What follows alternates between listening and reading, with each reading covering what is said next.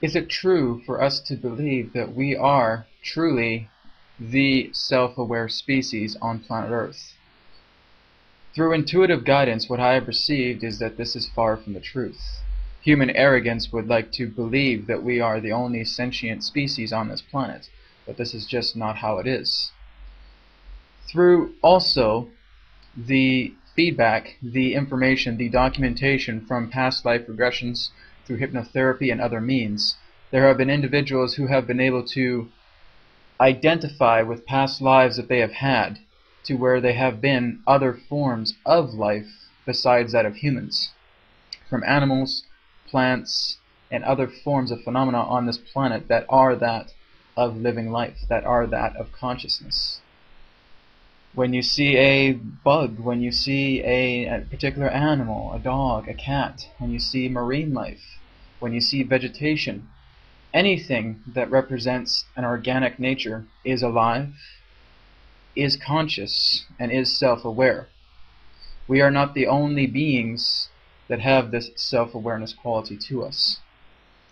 Even though our venue of sentience is a little more broader, as we are looking to go through the entire process of moving beyond our planet, going through the entire process of expanding and learning and adapting and evolving. The animals, the plants, the vegetation work as a collective. They function together as one. So even though there may not be that sense of individuality, they are aware of their existence. They are consciousness. Consciousness is always self-aware. So the question here is that, is it true that we are only the self-aware beings? We're all that is on this planet. Can this be? And the answer is no. Everything that has consciousness is self-aware. Animals, plants, vegetation, everything is self-aware.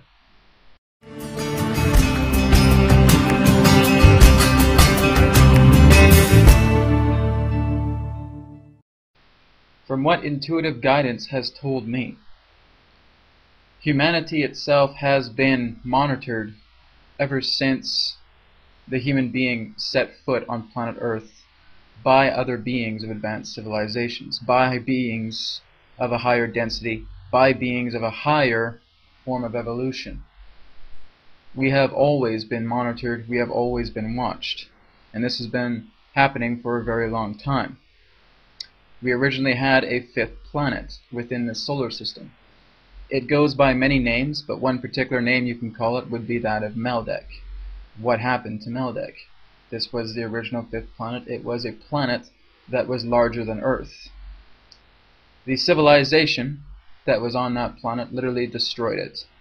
It was destroyed, shattered, causing the explosion to not only destroy the planet in its entirety, but also take out several of its satellites that we see within the asteroid field as well. It is also believed that some of its other satellites that were contained within around this fifth planet have also now been the satellites of certain other planets within the solar system, Mars, Jupiter, and Saturn.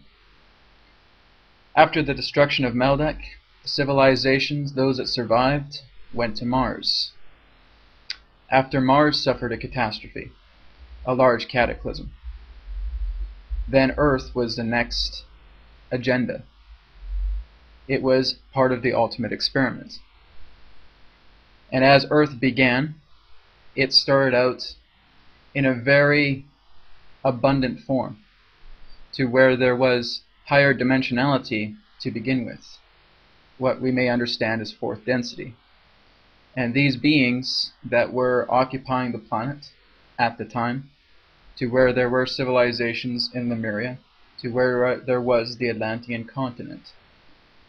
Throughout their entire experience, over time, the higher-ups, I should say, of Atlantis began to get corrupt. Rather, they may have thought that they were getting bored. It's truly hard to say. But they were looking to expand their knowledge, feeling that they can do anything they want, and so they began to experiment with genetic manipulation, tampering with the seed of life.